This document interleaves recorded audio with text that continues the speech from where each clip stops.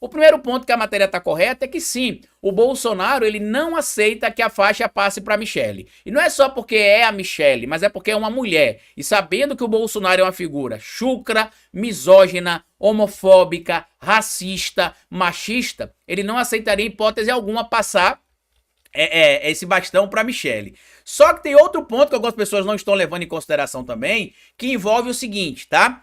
O Flávio Bolsonaro é senador da República e provavelmente será reeleito em 2026, até porque são duas cadeiras em 2026, então seriam duas vagas. É provável que o Bolsonaro consiga fazer os dois aliados que ele indicar, o próprio filho e mais um nome. O próprio Bolsonaro também tem pretensões para 2026 no Senado para Michelle, porque eles agora querem ampliar as bancadas no Senado por um motivo bem simples, tá? Qualquer processo que julgue a cassação de ministros do STF, que faça o pedido de impeachment contra ministros do STF, é julgado no Senado.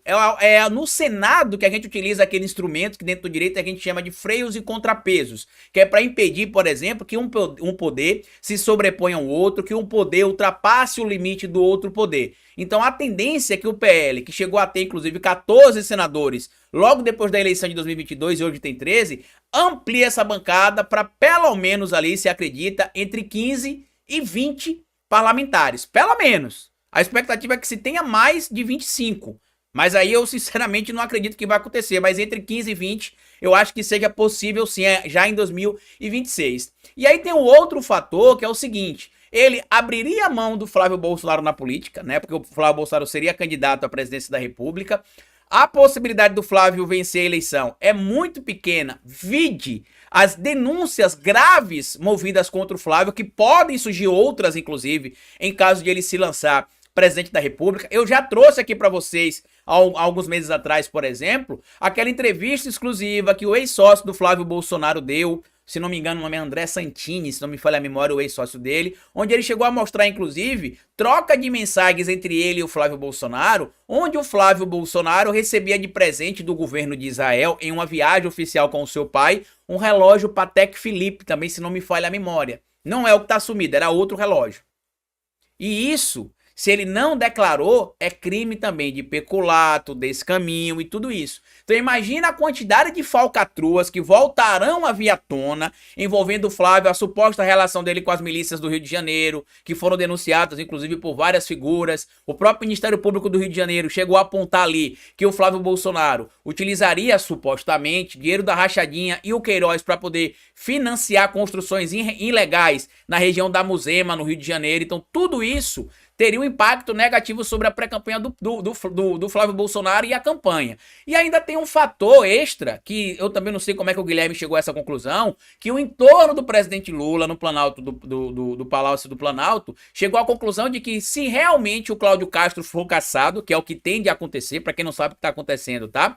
O Cláudio Castro e o vice-governador do Rio de Janeiro estão para ser cassados os dois, a gente vai explicar tudo para vocês em um vídeo mais à frente, eu só vou esperar acontecer o julgamento para vocês entenderem, mas eu acredito que ele será cassado. Se ele for cassado, é provável que o presidente da Assembleia Legislativa do Rio de Janeiro, o Rodrigo Bacelar, convoque ali novas eleições. E aí, de acordo com a coluna do Guilherme Amado, o presidente Lula e o Palácio do Planalto, avaliam que seria impossível Flávio Bolsonaro perder uma eleição no estado do Rio de Janeiro. Eu discordo disso. A maior prova do que eu tô falando é que o evento que aconteceu no dia 21 de abril, um domingo, na cidade natal do Bolsonaro, né? Na cidade natal não, no domicílio atual do Bolsonaro, na cidade natal dele, interior de São Paulo, na cidade interior de São Paulo, na cidade onde ele tem domicílio atualmente, onde construiu a sua carreira política, que é o Rio de Janeiro, o evento contou com pouco mais de 30 mil pessoas, enquanto em São Paulo o evento contou com mais de 180 mil pessoas. Então não acredito que a eleição para o Flávio Bolsonaro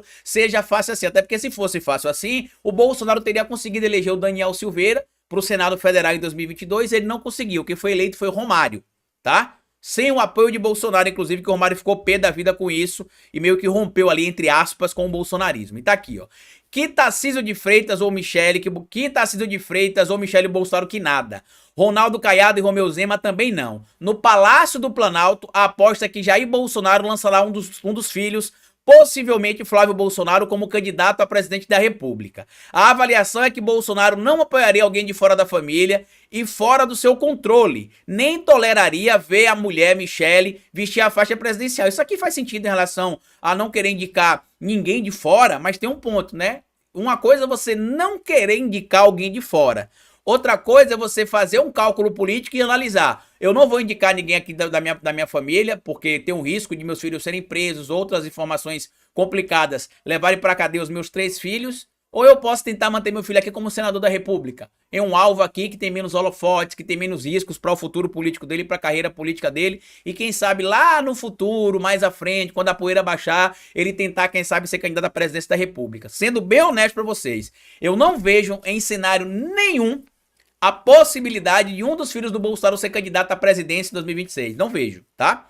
Não vejo. Pode ser que no ano que vem, 2025, ou no início de 2026, surja alguma coisa nova e eu mude a minha opinião.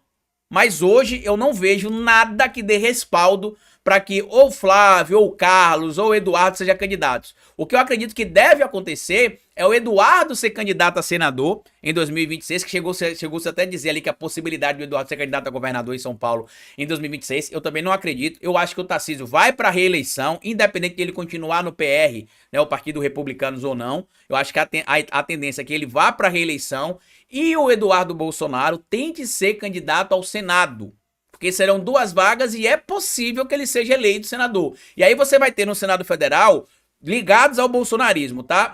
Que foram eleitos em 2022. Magno Malta e que foram eleitos em 2018, são alguns que podem ser reeleitos, tá? Mas eu vou citar aqui. Magno Malta, Damares Alves, Marcos Pontes, Flávio Bolsonaro, que eu acredito que será reeleito, Eduardo Bolsonaro, o próprio Marcos Rogério, o outro lá, o Rogério Marinho. A gente vai ter também ali, quem mais, meu Deus, do PL. São 13 senadores atualmente, né, do PL. E ainda pode entrar, vamos pegar esses 13, e ainda pode entrar ali mais a Michele pelo Distrito Federal, mais o Eduardo Bolsonaro por São Paulo, seriam 15 nomes. E ainda acredito que em outras regiões do Brasil possa se ter mais 1 ou 2 parlamentares bolsonaristas eleitos para o Senado ligados ao PL. Por isso que eu disse que apesar de eles fazerem um cálculo que pode chegar a 25, eu acredito que o cálculo entre 15 e 20 é real. De 25 para frente eu acho um pouco difícil. Mas entre 15 e 20 eu acho real. Bem real, tá? E aí o nome, como eu disse para vocês, que eles estão dizendo aqui é que seria o Flávio Bolsonaro.